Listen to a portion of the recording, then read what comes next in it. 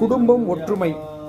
மனைவி பிரிஞ்சு போயிட்டாங்க, கணவன் பிரிஞ்சு போயிட்டாரு, குடும்பம் சேர மாட்டேது, எனக்கு நிம்மதியே இல்லை, குடும்பம் சேரணுங்க, மற்றவங்க பேச்சை கேட்டு என் கணவன் போயிட்டாரு, மற்றவங்க பேச்சை கேட்டு என்னோட மனைவி போயிட்டா, மொத்தத்தில் நாங்கள் பிரிஞ்சு வாழ்கிறோம், டிவைஸ் வரைக்கும் போயிருச்சு அப்படின்னா தேவகி பரமானந்தம் கிருஷ்ண வந்தே ஜெகத்குரு, அதாவது பெருமாளையும் மகாலட்சுமி தாயாரையும் ஆவாகனம் செய்யப்படும் பொழுது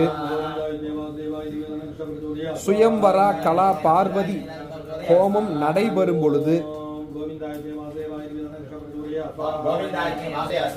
ராமர் மற்றும் சீதா அவர்களுடைய திருமணத்தில் நடந்த ஹோமத்தினை பயன்படுத்தும் பொழுது ஜாதகத்தில் எந்த விதமான தோஷங்களாக இருந்தாலும் நிச்சயமான முறையில் அந்த திருமணம் தோஷம்ன்றது விலகி கணவன் மனைவி ஒற்றுமையா சேருவாங்கன்றதான் சாஸ்திர விதியே.